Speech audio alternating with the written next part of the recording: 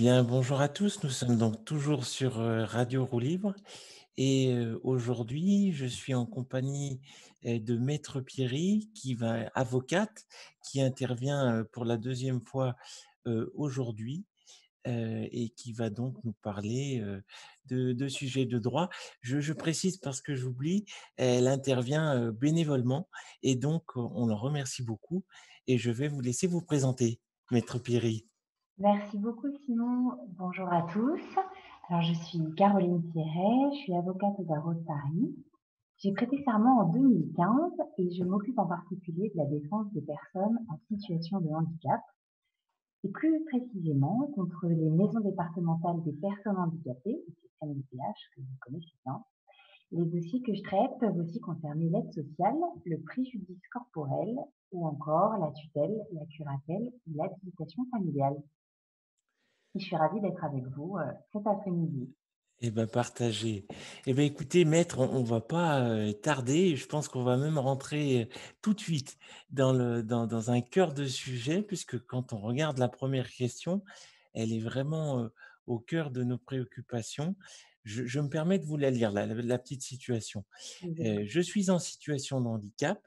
J'ai été reconnu avec un taux d'incapacité supérieur à 50% depuis des années, mais suite à mon renouvellement, la CDAPH a défini mon taux à moins de 50% et retiré ma carte de mobilité inclusion alors que ma pathologie ne s'est pas améliorée. La question, je ne suis pas d'accord, que puis-je faire? Parce que ça, c'est effectivement un problème qu'on voit de plus en plus et ça nous inquiète. Alors voilà, qu'est-ce qu'on peut faire? Tout à fait.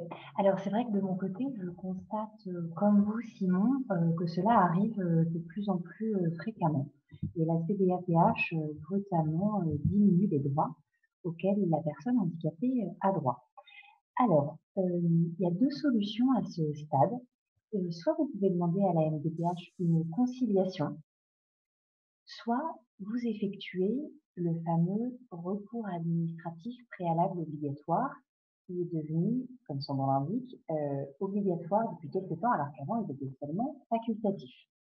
D'accord. Donc vous faites ce recours, ça ne doit pas vous faire peur, hein, parce que ça consiste en réalité en un courrier dans lequel vous exprimez votre désaccord et puis vous joignez si nécessaire, 1 ou 2 pièces jointes, explicatives comme un certificat médical qui détaille votre pathologie et vous l'adressez en courrier recommandé avec accusé de réception à la commission départementale.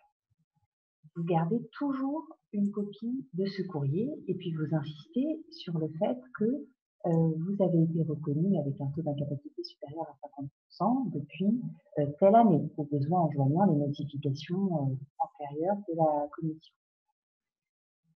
Sachez toutefois, et ça, bon, je parle un petit peu par expérience, dans la majorité des cas, le recours administratif préalable obligatoire est rejeté, soit expressément, auquel cas la commission vous adresse une décision de refus, soit implicitement. Et à ce moment-là, il faut faire preuve de persévérance et vraiment, je vous invite à faire le recours au tribunal, même si ça peut vous faire peur, même si vous n'avez jamais eu affaire à la justice avant. Parce que si votre situation de handicap ne s'est pas améliorée, et en général, elle ne s'améliore pas parce que par définition, un handicap présente un aspect permanent, Je je vous confirme. invite, ouais, je vous invite vraiment, vraiment à le faire, à pas hésiter, à saisir le tribunal. Sachez que voilà, vous pouvez faire appel à un avocat, mais vous pouvez aussi vous défendre tout seul et vous pourrez avoir un juge en face de vous bienveillant qui sera à même de comprendre votre situation. Voilà. D'accord, mais juste quand même, enfin, et pourquoi est-ce qu'il n'y a pas un caractère financier sur cette question? Parce que moi, ça m'interpelle quand même.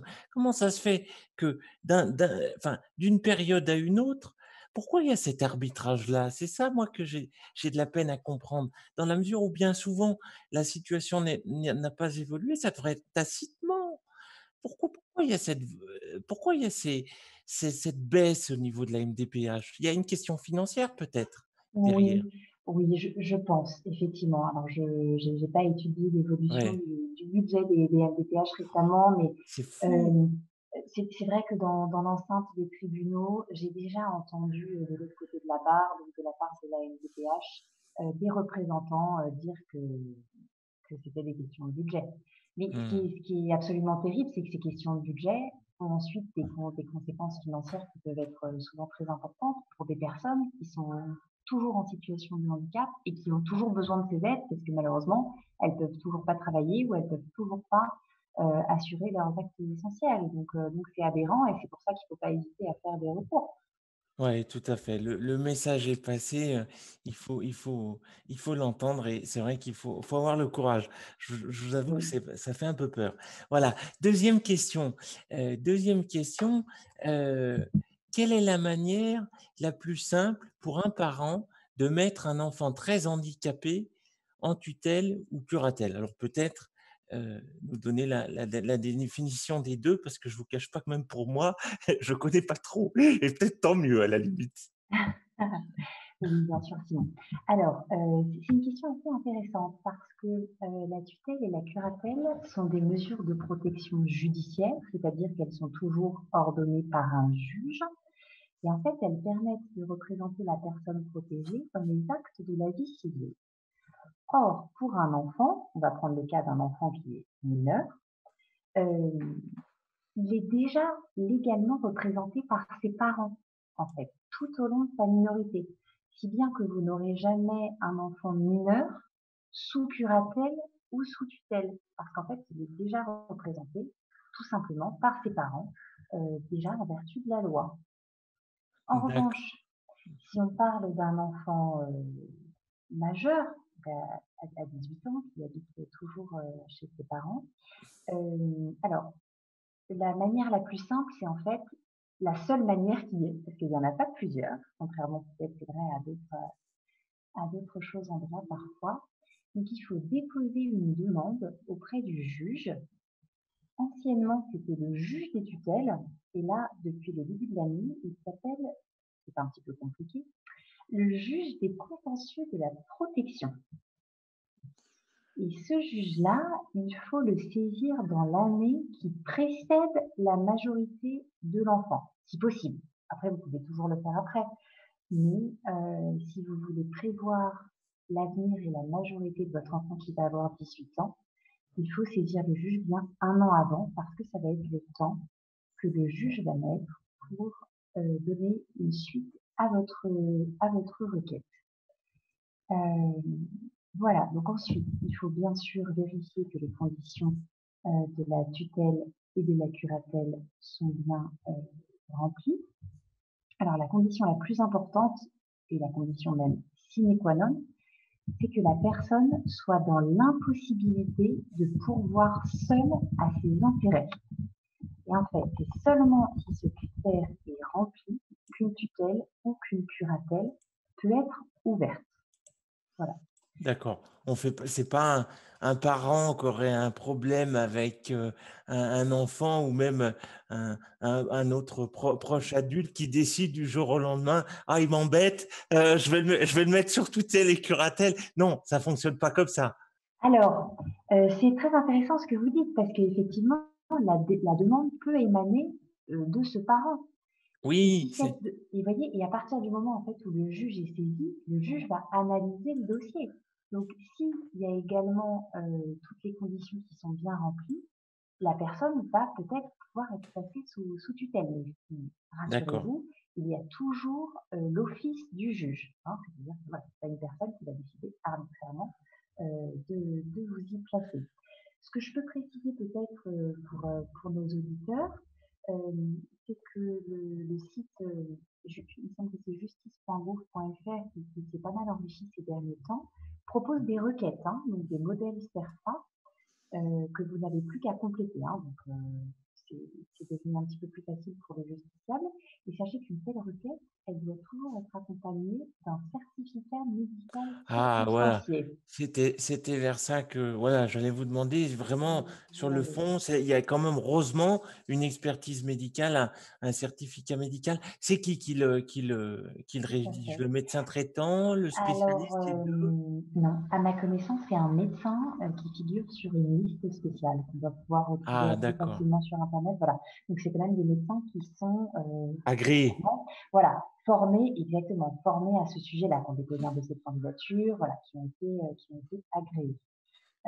Et ensuite, sachez aussi qu'une fois que l'enfant, d'ailleurs même le majeur protégé, est sous tutelle ou sous curatelle, l'accord du juge est toujours parfois à rechercher, hein. C'est-à-dire que pour les actes les plus graves, par exemple, la vente de l'habitation de la personne, il faut ressaisir le juge pour qu'il donne, son accord. Voilà. Donc, sachez que ces mesures ne donnent pas non plus le plein pouvoir au tuteur et au curateur, même si, heu, ces mesures donne certains pouvoirs effectivement à ses protecteurs. Ouais, tout à fait. Et ben, en fait, c'est un petit peu en lien donc avec la 3e question. On peut imaginer que là, c'est quelqu'un qui est en situation, de handicap. Elle nous dit: «Comment échapper à une tutelle ou à une curatelle?» Voilà, je pense que c'est une personne qui est dans cette situation-là et probablement en situation de handicap. Peut-on peut-on me l'imposer peut-on me l'imposer? Et cette personne précise: je suis mariée. Elle est mariée aussi cette personne. Est-ce que ça a une incidence? Je vous réponds tout de suite. Donc effectivement, la tutelle ou la curatelle peuvent être ordonnées lorsque la personne, soit devient âgée et parfois malheureusement sénile, soit effectivement pour pallier à un handicap, mais toujours lorsque la personne est dans l'impossibilité de pourvoir seule à, ses intérêts, hein. Donc, pour cela, donc il y a 2 choses. Déjà, il va y avoir l'appréciation, du juge, comme je vous l'ai dit tout à l'heure, et également l'appréciation du médecin traitant. Alors, j'ai un petit conseil à donner à la personne, je ne sais pas si je devrais le faire en direct, mais je peux quand même le donner, c'est que la personne peut déjà refuser de se rendre chez le médecin. Mmh. Et si elle refuse de se rendre chez le médecin, il n'y aura pas de certificat médical circonstancié et Ah donc oui, la requête ne peut ça pas être bloque tout. déposée Ouais, devant le juge. ça bloque Donc tout. voilà, Ouais. c'est une première possibilité. La deuxième possibilité, si jamais bon, la personne consent tout de même à aller chez le médecin et que la requête est déposée, Mmh. c'est demander à être entendu par le juge. Donc surtout si vous Ouais. savez qu'une demande, d'ouverture de tutelle et de curatelle a été déposée vous concernant et que la personne a encore ses facultés mentales et Bah, souhaite s'y opposer, oui, c'est ça parce que je vous coupe net, mais vous bien sûr. voyez, moi j'ai une dyspraxie, ça m'arrive, bah, comme, ce matin, enfin, d'oublier une petite chose de temps en temps, mais c'est pas pour autant que je suis incapable de gérer mes affaires, vous voyez? C'est Bien ça sûr, qui m'inquiète un donc peu, même je vous dirais, parce que j'oublie des petits trucs de temps en temps, mais je suis pas bête, je suis pas débile, vous voyez? bien sûr, mais voilà, souvenez-vous bien de la condition principale, hein, l'impossibilité de pourvoir seul à ses intérêts, hein, donc c'est pas des petites fautes de temps en temps ou OK. des oublis qui peuvent vous y mener. Voilà, vous ne vous inquiétez pas.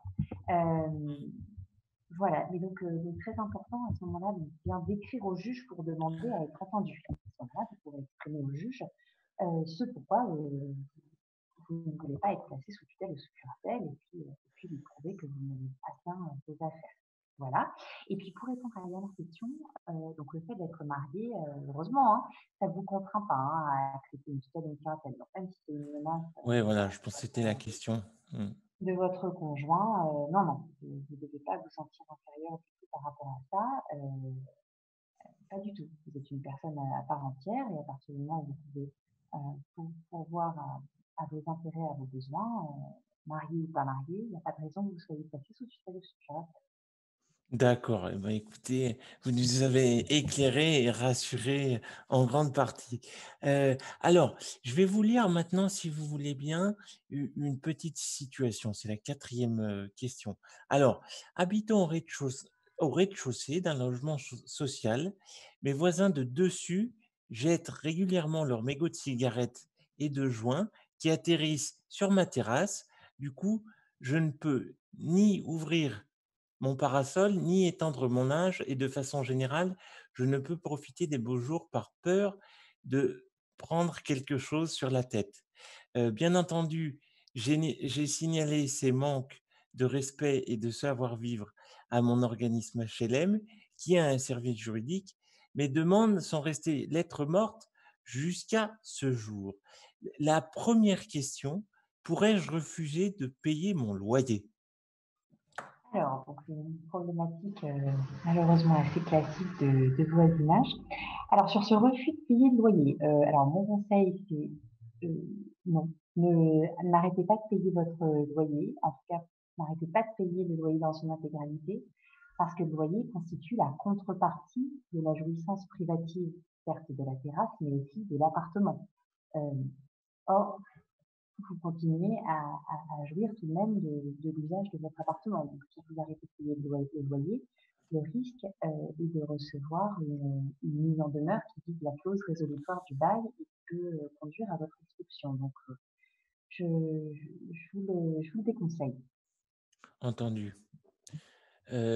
Parce que ce qu'il y a derrière cette question, c'est aussi cette notion, je crois, de vulnérabilité d'une personne en situation de handicap par rapport à d'autres. Vous voyez? C'est ce qui transpire un peu dans cette question-là et donc déjà pour vous, surtout le loyer, on paye en fait ce qu'on peut à la limite. S'il y a un souci, on continue malgré tout à payer, c'est important. Ouais, tout à fait. Après, c'est vrai que j'allais vous conseiller une solution qui est plus de l'ordre de la négociation, de la médiation, mais c'est vrai que je sais que parfois, c'est pas toujours possible avec ses voisins. Bon, bah, déjà, essayer Ouais, ouais, ça peut de être leur difficile. parler, Mmh. essayer de leur écrire, hein, dans une lettre assez courtoise, À recommander peut-être? Non en tout ou cas dans un premier temps. Bah, ouais. donc peut-être dans un premier temps la lettre simple et puis dans Mmh. un deuxième temps le recommander. Voyez vraiment, faire une réponse graduée. D'accord, Si je puis dire. Sachez également, qu'il existe à ma connaissance des médiateurs, hein, pour tout ce qui est problème de voisinage. Donc renseignez-vous soit auprès de l'office HLM, soit auprès de la mairie. Regardez sur internet, et essayez de faire appel aux médiateurs, hein, qui a l'habitude d'accord, de tous ces litiges-là. d'accord. Là, c'est vrai que la personne spécifie, dans le cas, elle dit, je crois qu'elle parle de son syndic. C'est vrai que normalement, est-ce que ça serait pas aussi au rôle de syndic de prendre un petit peu la main dans ces cas-là? Parce qu'on paye quand même en général, hein? Oui, tout à fait, sauf que là, en l'occurrence, Un c'est ça, problème de voisinage. c'est l'organisme de HLM. Et c'est Ah vrai oui, qu'à ma connaissance, mais j'ai déjà eu connaissance de dossiers comme ça et le syndic n'agit pas beaucoup en cas de ah problème oui, de oui, c'est vrai, il y a une voisinage, petite différence. Mmh. malheureusement. Mmh. Hem, Sinon, D'accord. ce qu'on peut essayer aussi, bon, si jamais la lettre simple, la lettre recommandée, la médiation ne marche pas, on peut essayer la lettre d'avocat aussi, pourquoi pas. Et en attendant, il faut vous ménager la preuve, hein, de toutes ces incivilités. Ah oui, c'est C'est-à-dire vrai, vous faites bien de le qu'il rappeler. oui, Photo. il faut faire des photos, dont on puisse avoir, la preuve de la date. Mmh. Ce qui est encore mieux, c'est de faire un constat d'huissier, mais ça, c'est vrai qu'il faut avancer les frais. Ouais, c'est toujours pas Bien évident. sûr, à voir peut-être si avec cette période de confinement, les huissiers sont peut-être un petit peu modernisés et peuvent faire des constats à distance. J'ai pas vérifié, mais c'est peut-être une idée qui D'accord, il pourrait faudrait qu'on regarde ça. Mmh. voilà, regardez ça. Et puis après, au dernier degré, si j'ose dire, on peut aussi assigner ses voisins en responsabilité civile parce que, tout fait de l'homme qui cause à autrui un dommage doit le réparer. Donc si vos voisins, par le jet de cigarettes et autres détritus, voilà, vous gâchent la vie, vous empêchent de sortir dehors, alors qu'en plus vous êtes dans une situation de handicap qui ne vous permet pas, d'aller et venir comme tout le monde et donc que Ouais, quand vous voulez prendre l'air sur votre terrasse, voilà, en dernier recours, ça peut être ça. Mais après, attention, enfin, c'est quelque chose que j'aime pas préconiser oui, parce que même si légalement c'est possible, ensuite, enfin, c'est une guerre de voisinage et ça peut être pire ça qu'avant. ça ça laisse des traces. Ça laisse des traces, exactement, et puis durablement dans le voisinage, voilà. Mais en tout cas, sachez que Oui, c'est légalement, il y a des actions, cette action-là qui est d'accord. Alors, je crois que la personne avait aussi, une dernière question. Elle nous disait, mais je crois que vous y avez un petit peu répondu, en tant que, personne en situation de handicap, l'office HLM serait-il obligé de me trouver un logement adapté ailleurs? Là, à mon avis. Ben, quand on connaît la Mmh, pénurie de logements, les listes d'attente, hein, j'ai un peu peur ouais, que même si je ah, comprends très c'est bien que c'est un compliqué problème là. qui puisse Mmh. gâcher la vie, Ah bah, oui, oui. je suis pas sûre qu'ils pourraient le considérer comme un fondement suffisant, pour, pour se trouver lié par une obligation de trouver un logement adapté ailleurs. Après la demande peut être formulée, après peut-être, encore une fois avec, une lettre d'un avocat à l'office HLM, peut-être que ça peut faire bouger les choses aussi. Ouais, d'accord, mais oui, c'est pas simple, hein, ce sujet. Ouais. Alors, la 5e, question, elles sont assez pointues. Alors, lorsqu'une personne, d donc en l'occurrence, on a précisé demandeur d'asile, a reçu une OQTF, obligation de quitter le territoire français, le dernier recours est en attente de jugement au tribunal. La question: existe-t-il une dernière possibilité ou procédure pour faire une demande de titre pour personne malade, handicap reconnu? Point d'interrogation. Oh, elle est pas simple. Alors, une première chose déjà, plutôt très pratique, c'est que ces OQTF, donc les obligations de quitter le territoire français, malgré leur intitulé, elles sont pas toujours appliquées, hein, surtout dans une capitale qui est Paris. C'est-à-dire que très souvent, les personnes, étrangères en situation irrégulière, quand elles ont reçu, l'OQTF, qui fait souvent suite à un refus de demande d'asile ou un refus de carte de séjour, se maintiennent quand même sur le territoire. Mmh. Et il faut savoir, et ça c'est pas forcément évident, hein, moi je l'ai appris quand j'ai fait du droit des étrangers dans une vie antérieure, que la personne peut quand même effectuer une demande de titre de séjour temporaire, même si elle est en situation irrégulière. Ah, Voilà. C'est pas d'accord. forcément le cas dans tous les pays du monde, Ouais, hein, ouais, donc c'est pour ouais, ça ouais, que tout à fait. ça vaut la peine d'être souligné. Donc, ces titres de séjour temporaire, ils peuvent avoir plusieurs mentions, et notamment ils peuvent avoir la mention vie privée, vie familiale, et donc notamment pour soins. Donc je pense que c'est ce titre de séjour-là que la personne qui a posé la question vise. Donc il y a un certain nombre de conditions, hein, que vous pouvez retrouver facilement en faisant une petite recherche. Donc je les cite brièvement. Donc il faut résider habituellement en France. Donc pour ça, il faut vraiment bien garder des preuves mensuelles de la résidence en France, hein. Donc tous les certificats médicaux, les factures. Je vous invite également à déclarer vos avis, vos impôts, pardon, à garder vos avis d'imposition, même si vos revenus sont zéro.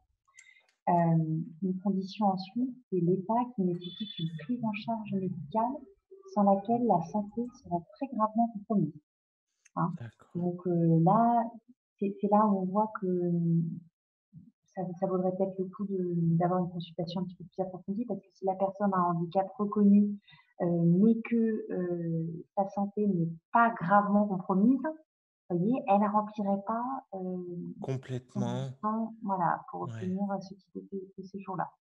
Voilà. Ensuite, une autre condition cumulative, ne pas pouvoir avoir accès au traitement dans le pays d'origine. Voilà. Et enfin, ne pas représenter une menace pour l'ordre public, en France, hein. Donc c'est très important de toute façon pour toutes ces questions vraiment, allez voir un avocat qui est spécialisé en droit, des étrangers. Si vous êtes à Paris ou dans sa couronne, vous pouvez vous rendre à une consultation gratuite, hein, spécialisée en droit des étrangers à Paris, il y en a Mmh. plein. Vraiment, faut pas hésiter, hein, on tombe sur de bons avocats et avec un premier rendez-vous, même s'il sera bref parce qu'il y a toujours beaucoup, beaucoup de monde, au moins, voilà, vous pourrez avoir une première appréciation de votre dossier et puis ensuite, prendre rendez-vous dans un cabinet aussi, hein. C'est très important de vraiment bien constituer son dossier et ça peut vraiment faire toute la différence, après, à la préfecture.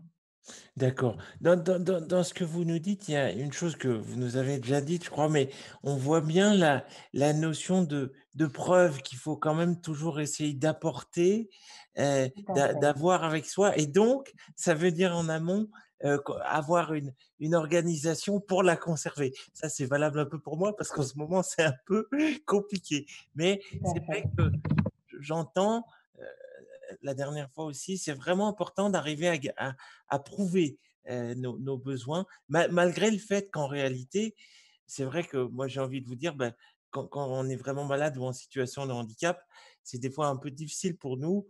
de toujours prouver qu'on est encore en situation de handicap Ouais, et donc encore dans le besoin. Vous voyez ce que je veux dire? C'est je ça aussi qui comprends. nous embête un peu. Mais d'ailleurs, ça fait presque un petit peu le lien, sans faire exprès, mais avec la 6e question, Mmh. si vous voulez bien. Alors, je vous la lis parce qu'il y en a plusieurs. Alors, est-il normal que l'auxiliaire de vie scolaire accordé dans le secondaire puisse disparaître dans les études supérieures alors que le besoin est toujours présent. On a la et on a l'impression que c'est un petit commentaire, ah oui, commentaire ou question, on a l'impression que la réussite scolaire peut engendrer des diminutions de ces aides. Est-ce que vous avez déjà, un petit explication à nous donner? D'accord. Alors déjà, sur la question, est-ce qu'il est normal que l'auxiliaire de vie scolaire, puisse disparaître? Non, effectivement, sur le principe, c'est très choquant. Si la personne en situation de handicap, éprouvait déjà des difficultés quand elle était, au primaire ou dans le secondaire, et qu'elle a la chance quand même de pouvoir faire des études supérieures, mais que son handicap est toujours aussi présent, effectivement, ça semble choquant. Mais ensuite, on va voir, dans la question suivante, Simon, les différences en fait entre les différentes aides qui existent. Oui, en plus, il y a cette notion, oui, il y a cette notion, de réussite en plus qui transpire parce que, moi j'ai vécu, cette situation qui est décrite. C'est-à-dire que parce que j'ai eu l'auxiliaire de vie scolaire, grâce en grande partie à elle, je me suis trouvé en situation de bien réussir mes études Mmh. et d'avoir même, bon, c'était encore des notes, enfin, d'avoir même des bonnes notes, mais du coup, en fin de, même en cours d'études supérieures, bah, on m'a dit: «Ah ben non, mais puisque tu te débrouilles bien», bah oui, c'est vrai, il a des bonnes notes. Donc, bah, Mmh. en fait, on n'a plus besoin. Eh ben Mmh. non, c'est, Alors que si. Mmh. c'est très embêtant là. Ouais, tout à fait, tout à fait. Alors moi, j'ai regardé un tout petit peu dans les textes, sur les différences, en fait, qui existent entre les différents, assistants. Voilà, Donc ouais. il y a les AVS, Mmh. donc qui sont Tout les à fait. auxiliaires de vie scolaire. Ouais, Ces AVS, ils sont recrutés par l'éducation nationale, hein, en tant qu'agents contractuels, donc sous contrat de droit privé. ouais. Ensuite, on a les accompagnants des élèves en situation de handicap. Donc, cette fois-ci, ils sont recrutés directement par l'éducation nationale, en CDD puis en CDI. Et alors, c'est vrai que j'ai eu beau chercher et rechercher dans le code de l'éducation en préparant, Mmh. cette émission, hem, j'ai pas trouvé les textes, qui prévoyaient les auxiliaires de vie, pour l'université. J'ai pu trouver, simplement sur le site du service public qu'à l'université, il y aurait des assistants d'éducation. Oui, oui, je crois que en fait, je crois que c'est un peu, devenu la même chose. C'est peut-être, la terminologie parce que je crois que les auxiliaires de vie sont devenus AESH. Enfin, il y a un mixte, il y a un mélange qui s'est fait, mais je crois qu'on parle bien à peu près toujours de la même chose. Mais, nous, ce qui nous inquiète, c'est vraiment la pérennité de cette aide. Ouais, Pour moi, il ne doit pas dépendre, du résultat parce que ce que j'ai dit, c'est que si j'ai eu des bons résultats, c'est parce que j'ai eu l'auxiliaire ouais, tout et à en fait. fait, quand on me l'a enlevé, parce qu'on me l'a on a voulu me l'enlever, puis finalement on me l'a fortement réduit et ben, ça m'a mis en situation de fragilité et les résultats se sont trouvés beaucoup moins bons, vous voyez? Ouais, tout à C'est fait. et Ap je ouais. précise, je ne trichais pas avec elle parce que ça je l'ai entendu, tous les jours presque. Ouais, non, c'est un peu dommage. Mais alors encore une fois, là, ce qui est intéressant de faire, c'est pareil, un recours, hein. Le recours administratif préalable obligatoire. D'accord, Vous demandez aux personnes qui vous suivent, ça c'est très important, que ça soit, l'orthophoniste, le psychomotricien, l'ergothérapeute, enfin tous les professionnels spécialisés autour de vous, de vous établir des certificats, hein, d'accord, en indiquant que, le besoin. voilà, exactement. Donc en précisant le besoin et ne pas hésiter également à préciser le nombre d'heures, que ce professionnel estime nécessaire pour vous. Et si vous réussissez à obtenir, voilà, lors de vos séances avec les uns et les autres des professionnels, tous ces certificats-là et que vous faites un recours avec ces preuves-là, vous pourrez faire, à mon avis, revenir la MDPH sur sa décision, hein. Parce que c'est vrai que et pour vous aider un petit peu, pour nos auditeurs aussi, dans le code de l'éducation, en revanche, ce que j'ai bien trouvé, c'est que, le service de l'éducation doit assurer une formation scolaire, professionnelle ou supérieure aux enfants, aux adolescents et aux adultes présentant un handicap ou un trouble de santé Mmh. invalidant. Donc, on a quand même un texte de principe sur lequel vous pouvez vous appuyer, c'est l'article L112-1 du Code de l'éducation, si vous avez besoin, Entendu. pour voilà, pour bien demander à ce que votre suivi soit assuré et surtout compense la situation de handicap. Alors voilà, vous avez... Ah, je vous entends plus. Allô? Oui, oui, voilà, il y a une petite coupure. Je pense que c'est bon. Vous m'entendez? D'accord. Oui, Ouais. très bien. OK. Heu alors juste, je crois, est-ce que, on peut, peut-être, je crois que vous l'avez un peu partiellement fait, préciser les critères d'attribution pour une auxiliaire de vie scolaire? Vous vouliez ajouter peut-être quelque chose là-dessus? Alors, sur, les critères, alors je vais vous le dire de mémoire, c'est pour les élèves, les lycéens ou les étudiants qui ont besoin d'une attention, il me semble que c'est soutenue et continue pour avoir une auxiliaire de vie scolaire, individuelle. Voilà, donc, D'accord, une d'accord. attention soutenue et continue. D'accord. Voilà. En s'appuyant, comme vous l'avez dit, en fait, sur un maximum de comptes rendus, certificats médicaux Oui, de thérapeutes qui accompagnent, l'enfant ou l'adulte tout à qui fait. est en situation. D'accord, c'est noté. Alors, je voulais juste, l'intégralité, de la «question» entre guillemets, cette personne heu, qui s'est vue un petit peu, cette aide, refusée, aujourd'hui, elle a lancé une cagnotte pour financer une cagnotte sur internet pour financer l'aide dont elle a besoin Mmh. et moi, je me permettais une question, heu c'était, n'est-il pas inquiétant de voir la solidarité individuelle se substituer à la solidarité nationale? Parce que quand même, aujourd'hui, c'est dur d'obtenir l'aide dont on a droit. C'est ça que je voudrais quand même dire, c'est qu'aujourd'hui, je trouve que c'est plus dur qu'avant. D'accord. Je comprends. Alors, ce que je trouve beau quand même, c'est qu'il y a toujours, le mot solidarité dans les 2 cas, hein, même si c'est une solidarité, entre internautes Tout à fait. et la solidarité nationale. Donc ça, c'est le point positif, on peut s'en réjouir. Mais c'est vrai que et je vais encore insister sur ça, ensuite c'est mon biais d'avocat, mais voilà, je pense que je suis aussi, en ligne avec vous, pour ça. C'est qu'il faut faire des recours, quoi. N'hésitez Ouais. pas, même si vous n'êtes pas entendu au départ, Faut pas parce que avoir vous peur de se voir essuyer un refus, c'est ça que vous nous dites? voilà, Parce que exactement. souvent, je vous cache pas que même moi, à titre personnel, ça m'est pas encore arrivé, mais je pense que ça viendra vite. Quand on a un refus, on a un peu tendance à baisser les on a un peu tendance à baisser les bras, hein. Et je comprends, je pense que Contester un refus, c'est pas encore évident, je pense, pour ouais, beaucoup. je pense que c'est normal, mais ensuite, moi ensuite, c'est vrai que c'est mon métier, mais moi je le vois tous les jours, tous Mmh. les jours, les clients qui viennent me voir pour un refus et parfois c'est vrai, ils perdent courage, ils hésitent et cetera, mais ensuite il faut bien voir que c'est des critères, légaux et administratifs, donc c'est pas vous personnellement qui êtes mis en cause en fait, c'est vraiment Mmh.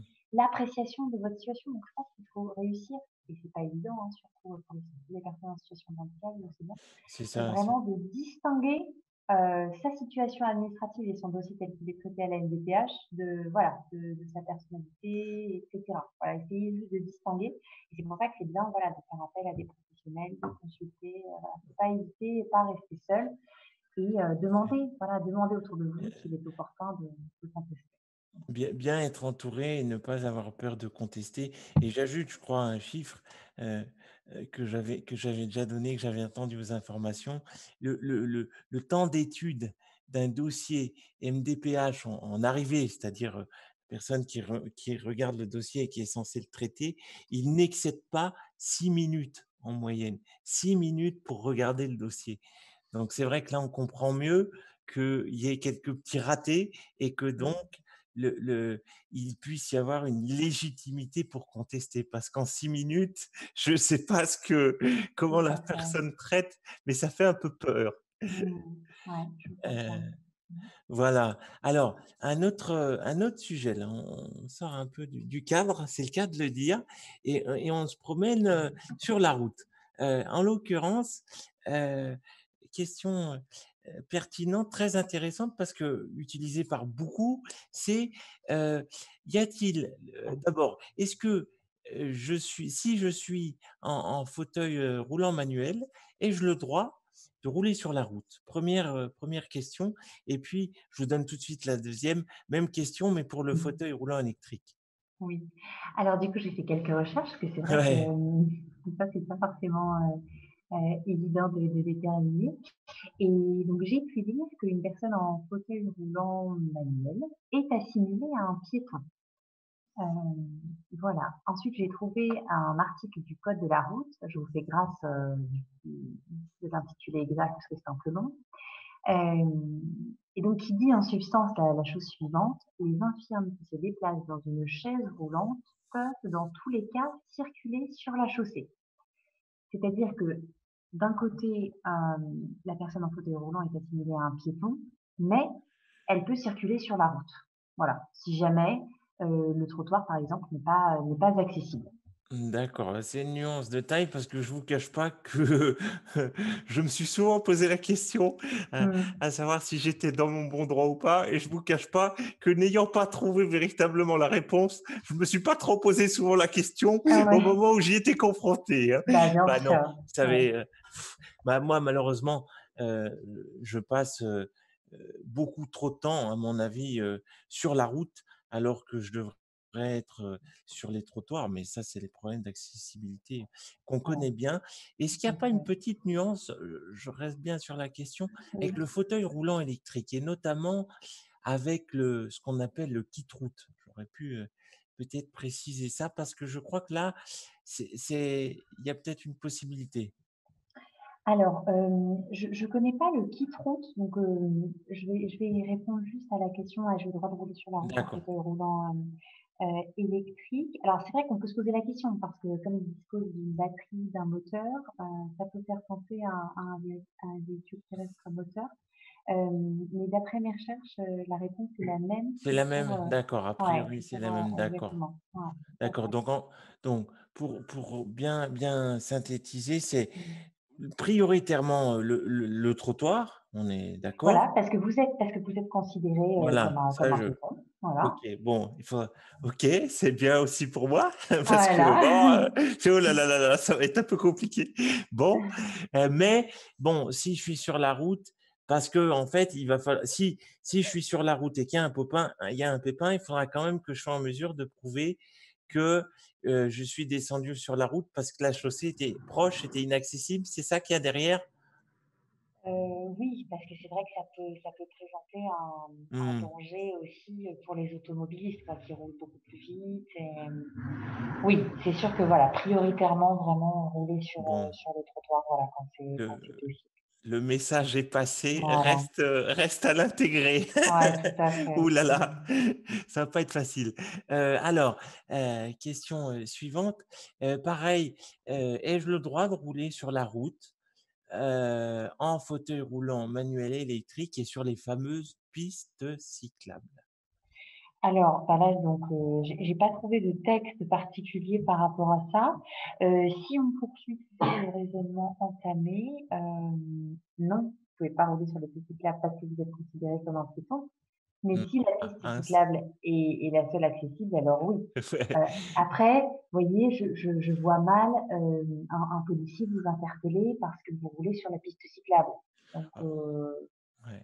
voilà, c'est comme souvent en droit, c'est pas forcément formellement autorisé, Mais c'est mais pas en complètement pratique interdit. mais c'est pas Ouais, complètement interdit ouais, c'est et en ça. pratique, on vous Et en verbalisera pas pratique, donc ouais, voilà. ouais. Moi Oui, je non, dirais c'est vrai oui, que ouais. oui, rouler sur les pistes cyclables.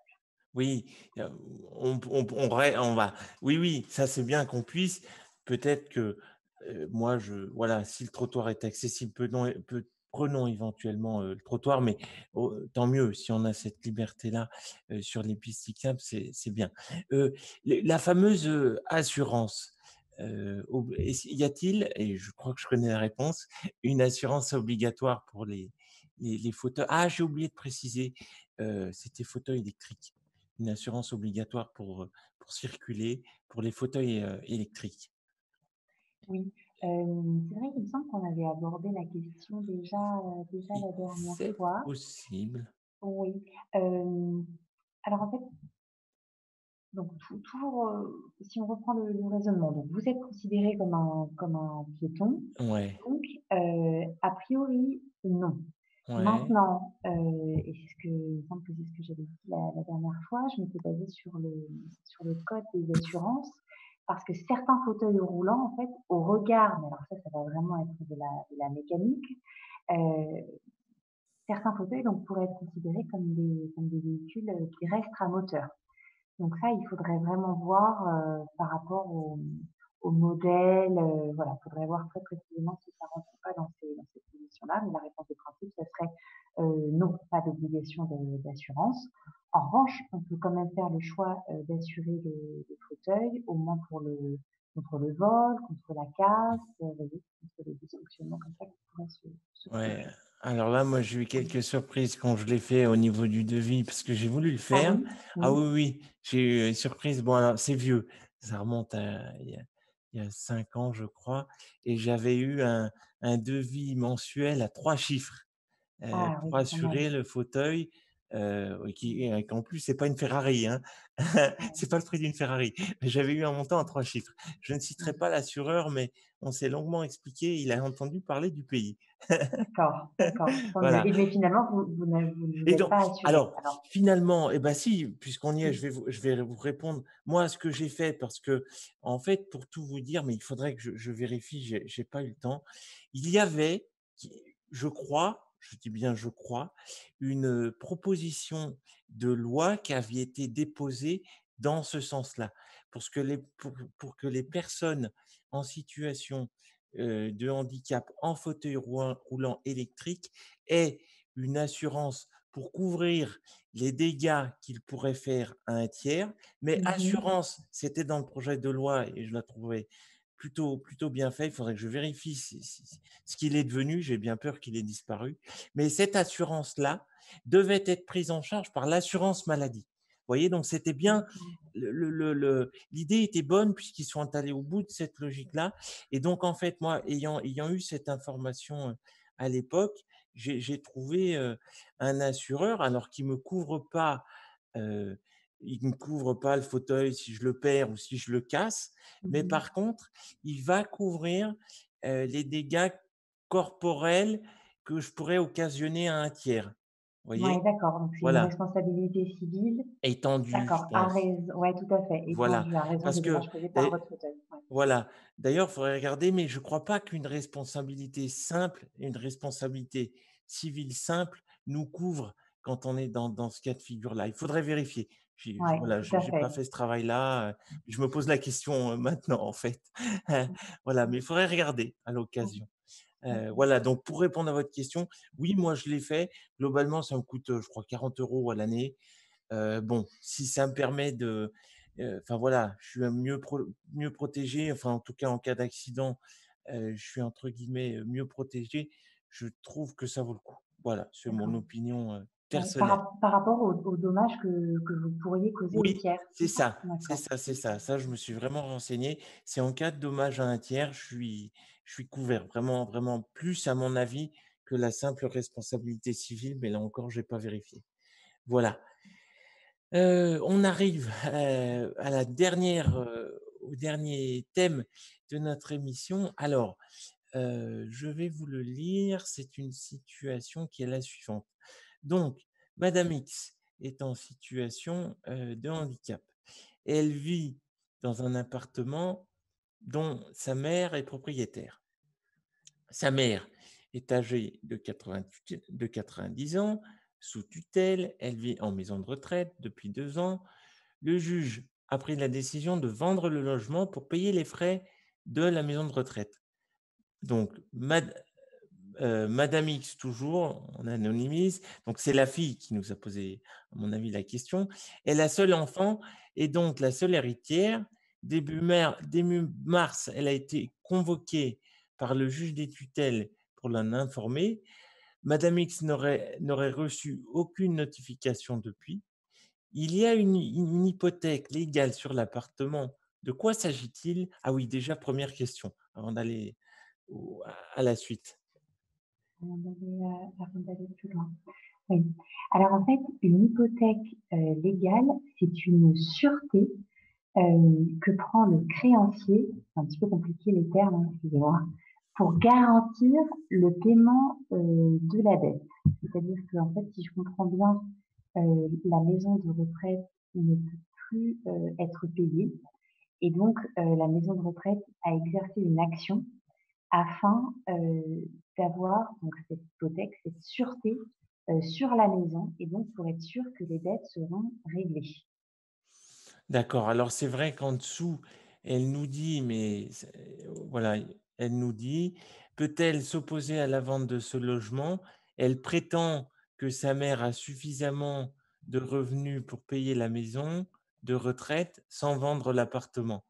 Heu, Alors, voilà, oui, alors, alors est-ce que madame peut s'opposer à la vente du logement? Bah, c'est un peu compliqué parce mmh, que si ce logement appartient en réalité à sa mère, qui est la seule propriétaire et que sa mère est sous tutelle, il y a donc la représentation, comme on l'a vu un petit peu tout à l'heure dans les actes, par le tuteur et en plus pour, cette vente, pour autoriser la vente de l'habitation, le tuteur a fait la demande au juge des tutelles et visiblement le juge des tutelles, qui est devenu le juge des contentieux de la protection, comme je le disais tout à l'heure, l'a autorisé et visiblement dans l'intérêt de la personne protégée, parce qu'effectivement la mère de cette dame a intérêt à être dans sa maison de retraite et donc elle a aussi intérêt à ce que les frais de la maison de retraite soient réglés. Donc à ce mmh, stade, ouais, c'est et vrai que c'est un voilà, peu ouais, je ça, comprends ce ça que vous paraît, dites. voilà, ça paraît très compliqué de s'y opposer malheureusement. Ouais, idéologiquement, on peut comprendre Oui, qu'elle ait envie, besoin de s'y opposer, mais en fait, dans les faits, ce qu'on comprend aussi, c'est que si elle s'y oppose et que, il y a la maison de retraite n'a plus les moyens, entre guillemets, que de faire en sorte que sa maman reste dans l'établissement, ça pose aussi un problème, un très tout gros à fait, problème. Ouais, ouais, ouais. exactement. Et en fait, c'est ce qui explique aussi que Madame X n'ait pas reçu de notification de la part du juge. En fait, elle a été convoquée parce que Madame est concernée Ouais. vu qu'elle réside dans le logement, mais ça montre bien aussi que le juge il défend pas malheureusement les intérêts de Madame, hein, il défend bien les intérêts de la personne protégée. Et en Ouais, l'espèce, son intérêt, c'est de pouvoir régler les rester dans frais la de la maison maison de de retraite. retraite. Ouais, Voilà. je comprends mieux même. Ouais, ouais. Merci de votre explication. Et donc du coup, la dame qui a posé la question, probablement nous demande: «Mais comment va-t-il se passer quand elle devra quitter le logement? Sommation de partir, expulsion et 3 petits points». Bah, effectivement, hem, c'est Effectivement, c'est peut-être ce qui s'ensuivra. Alors, mmh, peut-être la première chose, c'est essayer de trouver une autre solution de logement, hein, pour pas être pris au dépourvu. Faites une demande, de logement adapté. A priori, vous n'aurez pas de compensation financière, hein, par rapport à ça, parce que c'est pas une expulsion. Hem, pardon, je voulais pas dire expulsion, c'est pas une expropriation, pardon. mmh, C'est dans le mmh, cas d'expropriation qu'effectivement, il y a ces compensations financières. Et donc ensuite, lorsque le bien sera vendu, madame pourra recevoir une sommation d'huissier, hein, qui est en général une sommation qui est lue sous 48 heures. Et si madame ne part pas dans ce délai-là, elle pourra être assignée devant le tribunal, hein. Et à l'issue, donc là, elle sera convoquée, donc elle pourra bien sûr essayer de faire valoir ses droits. Hem, et à l'issue, si le tribunal rend un jugement qui ordonne l'expulsion, bah, madame pourra effectivement être expulsée. Après, bon, voilà, j'ai donné des réponses assez générales parce que je connais pas le mmh. dossier. Là, ça vaudrait pareil, hein, vraiment le coup, aller, voilà, Appuyer. aller Mmh. voir un avocat, essayer de trouver une consultation gratuite. Voilà, il pourra peut-être trouver des failles qui permettent de trouver voilà, une sortie un petit peu plus favorable que le tableau un petit peu noir que je vous ai dressé. Mais voilà, faut trouver des éléments. C'est le travail aussi d'un avocat, d'un juriste, d'essayer de sortir, les gens de l'impasse dans laquelle ils sont parfois, voilà, avec les pièces. Entendu. Non, mais c'est des réponses de droit, il faut les accepter, les entendre. Mais c'est vrai que peut-être y a-t-il, comme vous aviez dit tout à l'heure, des possibilités de conciliation, d'échange avant de rentrer dans des procédures qui sont quand même, on le voit bien, nécessaires, mais qui peuvent être un petit peu lourdes quand même, hein. Bien sûr, ouais, Ouais, tout à tout à fait, fait. tout à fait. Eh bien, écoutez, on arrive, au terme, de l'émission, qui était prévue aujourd'hui. Bah, j'avais une petite question bonus qu'on a évoquée en aparté, je ne sais pas si elle, Allez, présente. Allez, on est posez-moi votre d'accord? Bon, question bonus. alors la petite question bonus, c'était, j'ai, un dossier, MDPH qui expire en 2022 et j'ai, sous les yeux, en l'occurrence, ma carte de mobilité, inclusion, donc invalidité, puis j'ai celle aussi, pour le stationnement qui expire en 2027. Que s'est-il passé alors que j'ai fait mon dossier au même moment? Oui, c'est parce qu'en fait, c'est vrai que c'est un peu aberrant, hein, je partage, Mmh. votre constatation.